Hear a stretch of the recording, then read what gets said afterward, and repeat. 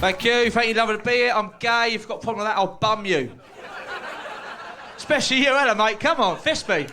Good-looking man down the front here, that's why I like him. Yes, I'm gay. I don't get why some people hate gay people. We are the nicest people. You will not meet a friendlier bunch of men in a public toilet. You won't, you will not. You won't. I'm actually an ex-lorry driver, right? People say you don't get many gay lorry drivers, right? Have you not seen the toilets in a truck stop? Honestly. The walls are covered in phone numbers, asking for bum fund, right? Absolutely covered. And they never call you back. Do they never call you back, mate, do they? Never call you back. It's lovely to be here. Me and my husband actually had a huge fight last night. Massive argument. Honestly, I thought it was going to end in a punch-up, right? Don't get me wrong, we love each other. We're married.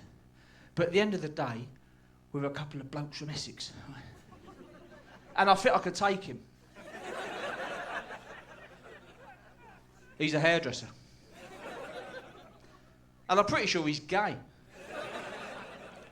The best thing about being married to a hairdresser is the gossip. Right? I know everything that's going on in my village, but it can get a bit awkward. Just the other day, I bumped into this couple in the co-op, and I knew for a fact he likes his wife's finger up his bum. Right? During sex, right? I mean, who wouldn't? She's a lovely lady. But the awkward bit, she works in the bakery. We stopped buying our bread there, right? I've gone off pain au chocolat.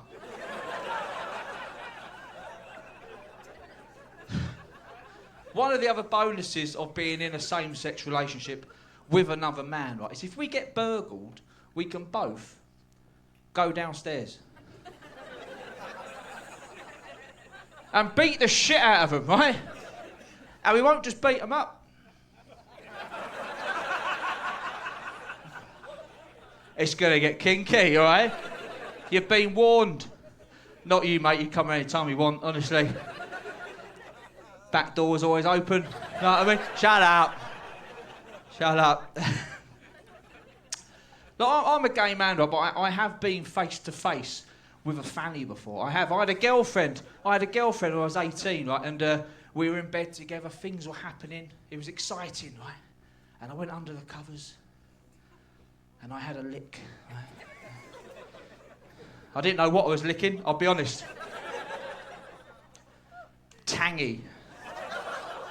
Very tangy. And not a nice tangy, you know, not like Tang Fastics, right? It's more like a rusty battery. Covered in piss, you know what I mean? You know what I mean. Moving on. Me and my husband, we recently adopted a couple of kids, right, and it is the best thing we've ever done, adopting the kids. And my kids, they're super smart, really good looking, and obviously genetically, I've had nothing to do with that.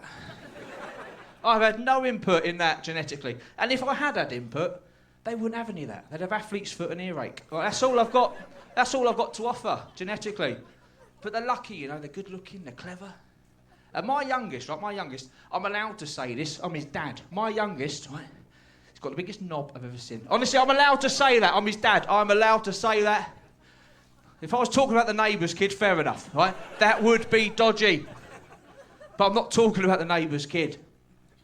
He's got a tiny knob.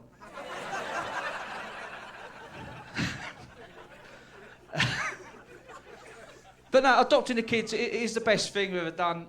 But they are going through this lying phase at the moment, just making stuff up, just fibbing all the time. Right? So I sat them down and I told them the story of the boy who cried wolf. Have you heard that story? Boy lies about a wolf, gets eaten. It's a short story. But I sat them down and I thought it went really well. But now they just keep lying to me about wolves, right? Toy gets broken, wolf did it. Food gets on the sofa, wolf did it, right? It has backfired, to be honest. And the only solution I can think of is to let loose in the house a wolf, right? Just to shit them up a bit, you know? Of course, that'll just lead to questions from social services. Where are the kids? Wolf did it. I've been thinking as well recently. You know, me and my husband, if we ever separate and we get new partners, my kids, will have 4 dads. Right? Now, I don't want to sound like a Christian conservative, right? But that's just too many dads. Isn't it? 4 dads. I mean, Father's Day would bankrupt them, wouldn't it? As a gay dad, a lot of the comments I see, the main comment I see online is, children need a mother, right? Children need a mother. Which is bollocks, isn't it? Batman was raised by a butler. He was fine. Yeah. He had a few issues.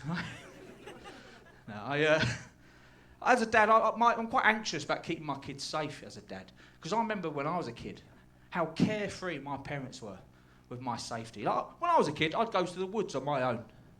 Did you ever worry about pedos back then? There were no pedos in the woods. They're all on the telly.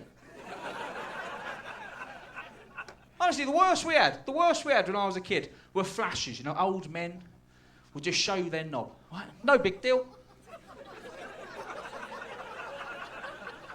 Nowadays, that's a Channel 4 show, isn't it? But honestly, that is the worst we had. Old men just getting their knobs out, you know. I thought I recognised you from somewhere. Where were you in 1998? Get it out, I recognise that from anywhere. No, I'm a good dad, I am a good dad, right? I take my kids to Beavers every Saturday morning, right? Now, Beavers, Cubs, Scouts, they're calling out for volunteers. So every Saturday, I stay and I help out. Right? Well, that was until a few weeks ago, when the top Scout leader turned up, and he said to me in front of everyone, he said, "You can't be here.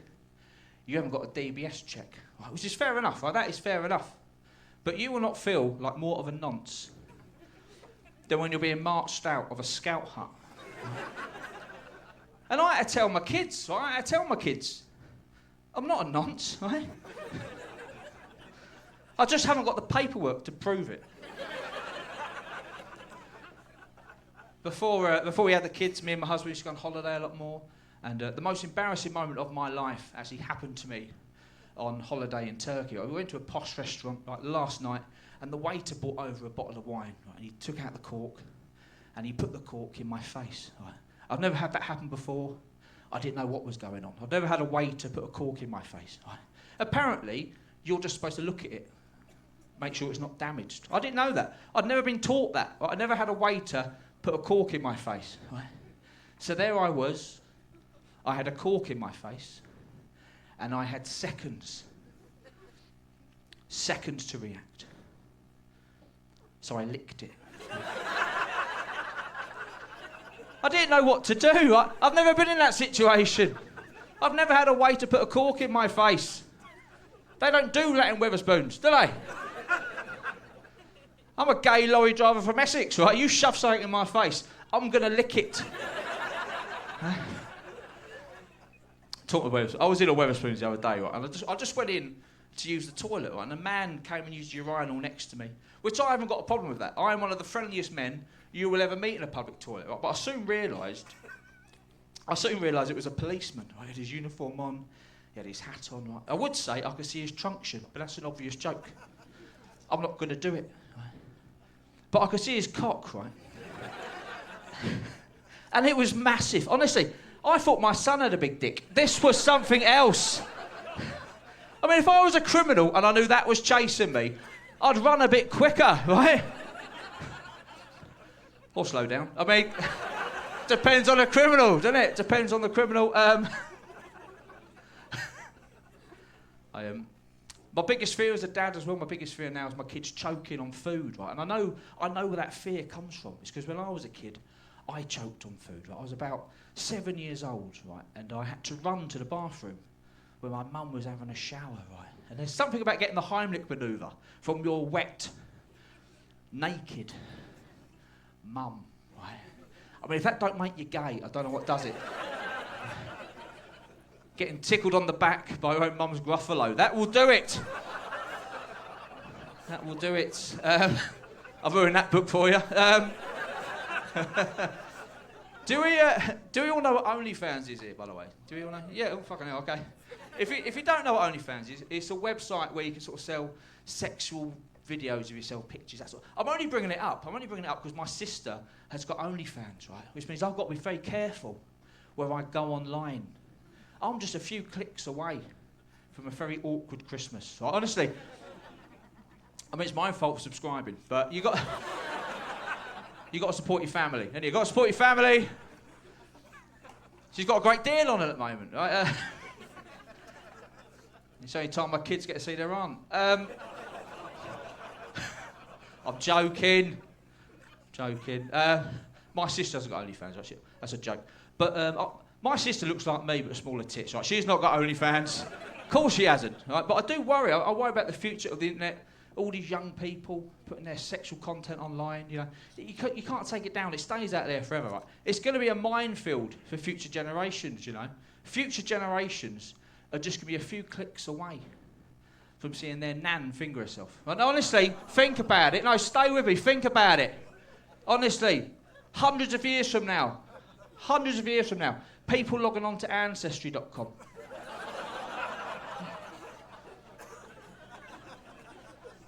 Not only can you see a picture of your great-great-granddad, right?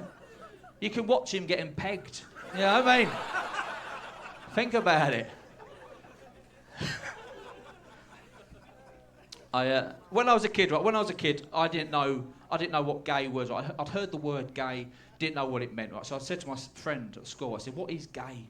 And he said to me, "Gay is when two men rub their willies together." Right. Which is ridiculous, isn't it? That is ridiculous. Me and my husband hardly ever do that. Right? Only on Saturdays. Looking forward to tomorrow. But no, the first kid in my school to come out as gay, right, he came out in year 7. Year 7. How young is that? I'd never have come out as gay in year 7. I was still playing with my action men. Rubbing their willies together.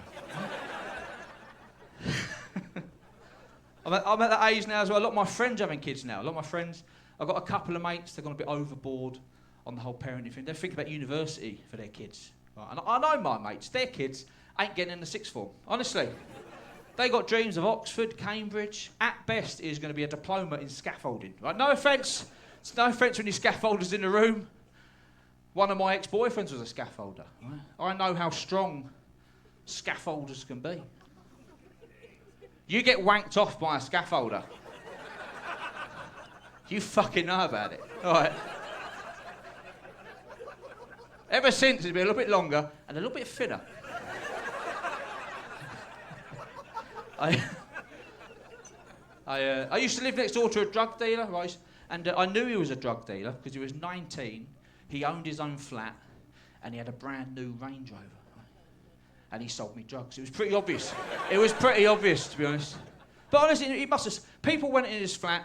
They were in there for 2 minutes, and they come out again. All night that would happen, right? He was either selling drugs or really, really quick blowjobs, right? Now, and as we all know, there's no money in blowjobs anymore, right? You know this. There's no money in blowjobs anymore.